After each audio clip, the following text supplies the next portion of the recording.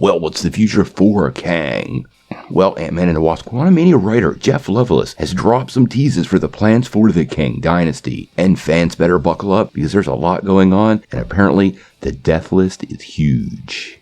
Now, as many of you know, when Marvel movies get released, a lot of the people who created the project make the rounds and talk to the press. And right now, Ant-Man and the Wasp Quantumania writer Jeff Loveless has been doing just that. As many of you know, he's also been tapped to write Avengers Kang Dynasty. And during these interviews, he's managed to drop a couple of details, but he has chosen his words wisely. Now, recently he was talking to comicbook.com, and he seemed to confirm at least one of the major new characters will be joining the team in this upcoming film, because he flat out says, "I'm excited to write Namor."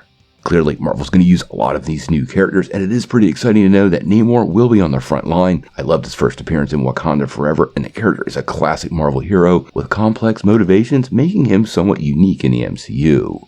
Now, we're all really sure after that last movie that Ant-Man is going to somehow factor into the story, but Loveless did have something very interesting to say about the character and his history in the MCU. During that same interview when talking about Scott Lang, he said, "He is the guy who literally saved the universe in Endgame, and might accidentally be the guy who effed the universe in the next saga." Leading us to believe some of the action that Scott has taken in this movie is for sure ultimately going to drive the plot of the next, most likely the Council of Kangs. I believe Scott defeating Kang the Conqueror will force the hand of the Council of Kangs to take action and draw the Avengers and the rest of the multiverse directly into their crosshairs. Now, in a separate conversation with Variety, he did elaborate some on that mid-credit scene that showed us the Council of Kangs and confirmed there were literally thousands of variants waiting in the wings. During that interview, he said, "Well, that's the beautiful thing about Kang in the comics. He is defeated a lot. In fact, it's almost comedic how often he loses. The scary thing is he's not defined by his failure, and he can keep coming back stronger and stronger. It's not like you can just blow up the mothership, beat him once and you're done. He is almost an existential threat, and the more you fight him, the worse he's going to get.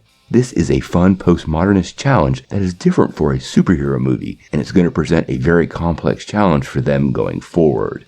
It was very hard beating one of these guys. What's going to happen when the rest of them suddenly are aware of what we are doing?"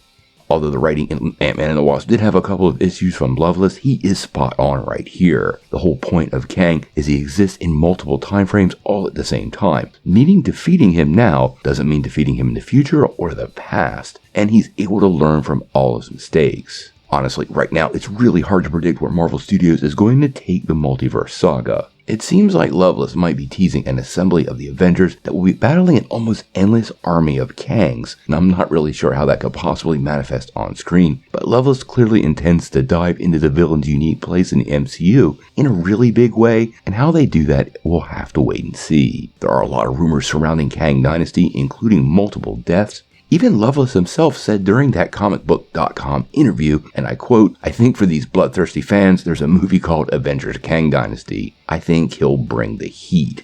This means just like Infinity War, probably no character is safe. And if they're going to drive a stake farther into our heart than they did at the end of Infinity War, they're going to have to take some fan favorites. I really think nobody is actually safe, but it seems like a foregone conclusion that Paul Rudd's Scott Lang and Michelle Pfeiffer's Janet Van Damme might be at the top of Kang's list to crush like bugs, and I do think that's very likely to happen in this upcoming film. Whether other characters like Spider-Man, Shang-Chi, or Captain America make it out alive, we're going to have to wait and see, but clearly Marvel wants to raise the stakes once again and give us that heartache we felt during Infinity War.